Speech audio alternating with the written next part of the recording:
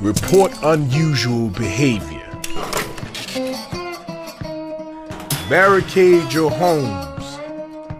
Avoid all contact with infected individuals. Wait for official instructions. Wait my ass.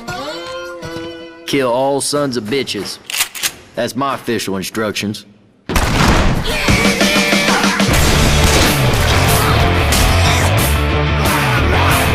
This used to be a nice neighborhood! Shit! Hey, watch out! This is some grim shit we got ourselves into. Get back! Get back! Who the hell puts an evac station up 30 flights of goddamn stairs? Come on, Coach. Maybe the helicopter. Maybe it's made of chocolate.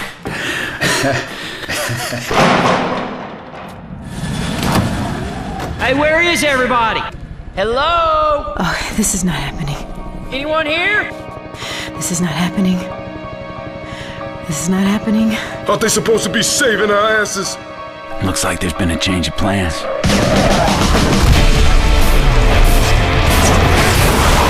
Stop the bombing run! That's coming from the bridge.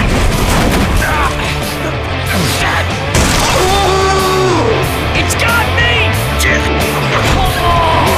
Hang on!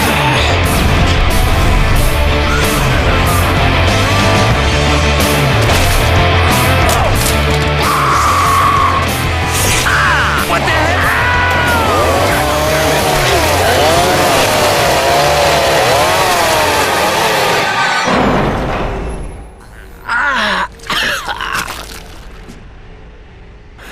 Holy shit.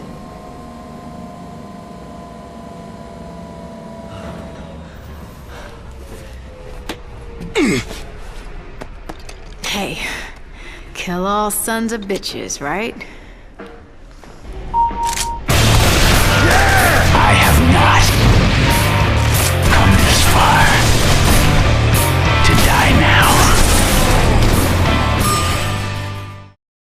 Left 4 Dead, one of Valve's most infamous games ever made. But what if I told you it's one of the best co-op games ever made? Help, help, help, help! Grandpa's on top of me! You dick! Don't just stand there. Left 4 Dead 1 releasing in 2008 and Left 4 Dead 2 coming out in 2009, Valve created one of the best co-op games ever made. Even with controversy, for example, Left 4 Dead 2 coming out only 7 months after the first game just came out. Oh my god, dude! You kidding me? Left 4 Dead 2 already! Left 4 Dead 2. That is ridiculous. A year later. With a lot of fans actually being pretty upset about it, creating a boycott online to get Left 4 Dead 2 taken down. It even had 30,000 petitions. It made people feel backstabbed, feeling worse than you being shot by your teammates. What the hell are you doing, Francis? But even with the numerous amounts of zombie games that are on Steam, what made Left 4 Dead so different? And what makes the history of Left 4 Dead so special? So grab your sniper rifle, become the tank, and let's ride into hell together.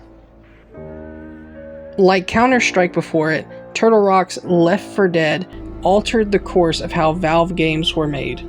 Its inclusion in the late 2000s laid the foundation for future multiplayer games to this day, making players focus on teamwork in a zombie-eccentric experience, putting 4 players in the shoes of some survivors trying to survive in a world overran by zombies. It was a welcome change of pace from other games during this time where players were fighting each other. But Left 4 Dead also had some issues at launch. For example, citywide bugs that were plaguing issues on PC and consoles, but it didn't take Valve that long to patch things up for Left 4 Dead 1. DLC later being included so players can stay longer and fight together in hell. Even Left 4 Dead coming a little shortly after that elevated the cooperative horror genre in other types of games. Like for example, Payday 2, World War Z, and later Back 4 Blood. Left 4 Dead's influence became so relevant that even other games like Resident Evil 6 were paying homage to it, with crossovers from Dead by Daylight, Dying Light, and Zombie Army 4. It's hard to think that Left 4 Dead, one of the most influential zombie games, was actually never supposed to see the light of day.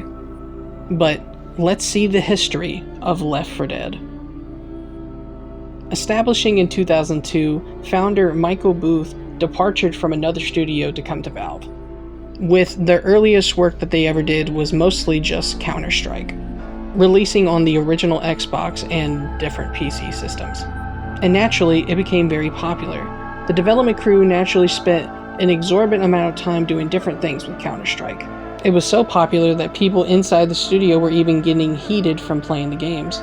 Co-founders Chris Ashton and Phil Robb told Game Informer that the reason why they wanted to make Left 4 Dead was due to the desire of wanting to make a game that required teamwork, instead of constantly fighting each other. The idea becoming so novel that the small team started to create different mods inside of Counter-Strike, including a mod where it turned every single one of the terrorists that you were fighting against into mindless NPCs, giving that aesthetic of a zombie feel. And so, naturally, the developers wanted to get to work. For example, Anton adding fog to make the environments a little bit more scarier, while Chris adding skins to the zombies to make them look more zombie-like. And fitting enough, they renamed the mod Terror Strike, but sadly is only available to the developers at Turtle Rock Studios. Valve and Turtle Rock begin to be in the talks of wanting to work on something new. See, at Turtle Rock Studios, the developers begin to be in the talks of wanting to create their own zombie franchise so that other people can experience the mod without downloading it. Wanting to make a zombie game that felt like a movie like 28 Days Later. So, Turtle Rock began to do the work. With everyone now on the same page, Valve and Turtle Rock began working on Left 4 Dead. Only be announced to the public around 2005. So for the next 3 years, the company at Turtle Rock began to work hard to create Left 4 Dead, playtesting and modifying elements of what could and what could not work into this interactive game. Early concepts began as an open world game almost akin to Half-Life, later on turning into smaller maps that got turned into its own separate campaigns. Then, Turtle Rock invented a new system that changed gaming forever: the AI Director. See, while other first-person shooters were scripted, making the AI abide to whatever they were planning on doing, while Left 4 Dead quite literally flipped the script on that concept. Think of it as an invisible conductor that guided the actions of what players would experience throughout the campaigns. The director monitoring everything from health, ammo, and managing the flow of how much infected you actually fought along the way. A system that was inspired by early Half-Life and early Half-Life 2 production. In actuality, the first place that the AI director was first used was in Half-Life 2's production. Players will notice that while playing Half-Life 2, that things would be randomized, like ammo and enemy encounters. But for Left 4 Dead, it was different because they wanted an even stronger version of this engine, creating an advanced algorithm that will change the pace of how you play the game. It let the player experience a new kind of difficulty that was pretty new to the video game sense. Depending on how you are doing in your Left 4 Dead campaign, the AI director will choose to either send hordes at you or send bosses, or maybe even control how much med packs you were getting inside of your campaign. And after numerous amounts of playtesters were playing around with the system, they knew that they hit gold. Each playtest being different from each other, while playtesters giving the concept an overwhelmingly positive statement. Originally, the map for Left 4 Dead actually was a massive city.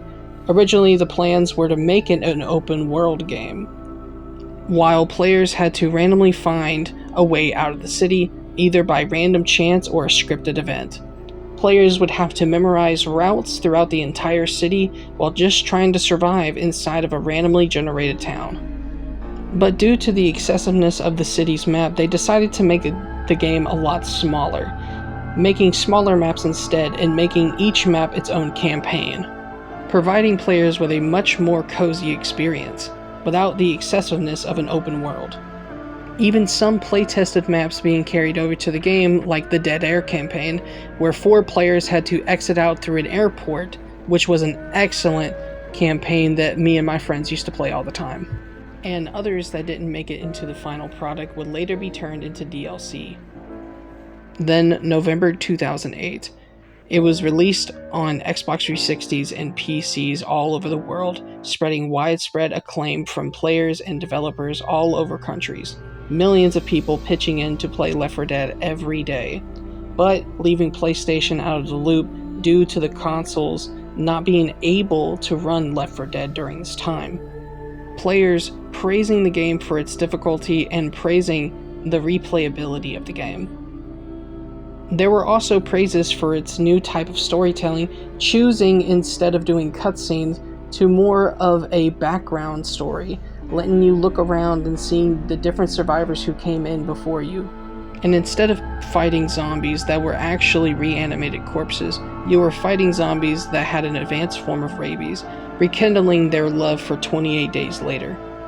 Valve and Turtle Rock Studios began getting widespread acclaim because of the popularity of Left 4 Dead. So many players were playing it and so many people were just having so much fun while playing it.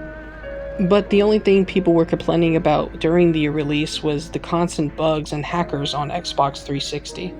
And after numerous bug fixes, Valve began to put a multiplayer mode inside of Left 4 Dead, making players choose of playing a zombie or playing as a survivor. These 8-player lobbies began to get really popular within Left 4 Dead's lifespan, and still to this day you'll probably find somebody who's able to play one of these lobbies. Within 6 months of release, Left 4 Dead surpassed 2.5 million units, even surpassing most games to this day. And later on, Turtle Rock Studios began to join in and intersect with Valve, becoming Valve South. But shortly, some employees began to feel disinterested in joining Valve in their future projects, more focusing on other studios at the time.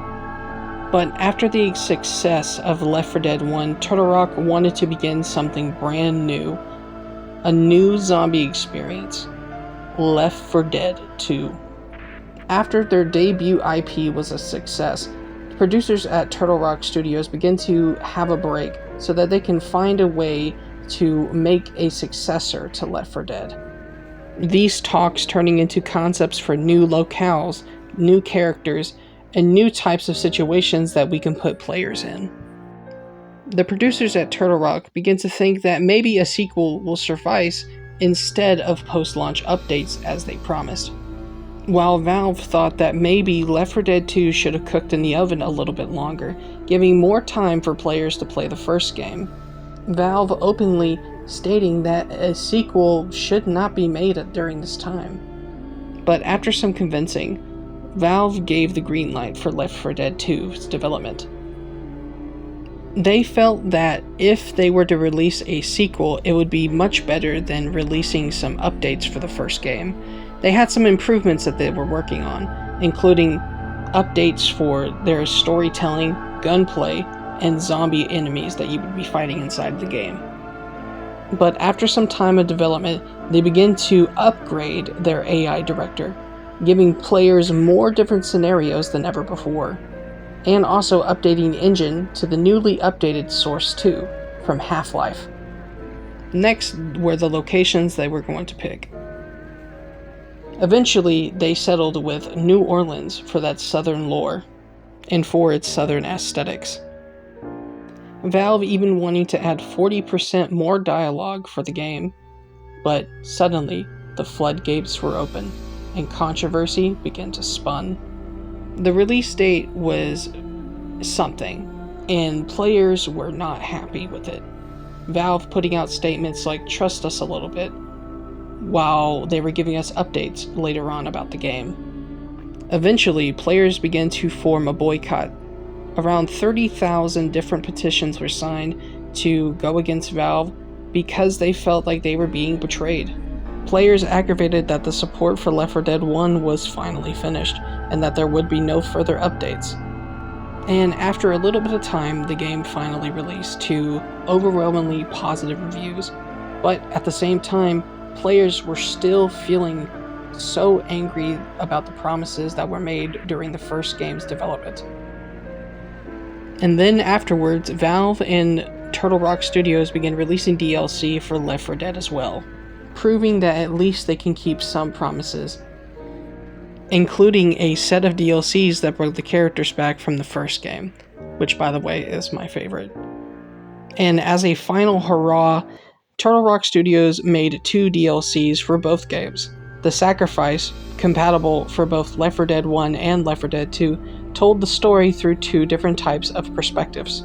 And then years later, The Last Stand, a cut map from the original Left 4 Dead that added 20 new survival maps and different types of things, previously used voice lines that were cut from the original game, and a bunch of other weapons that they added.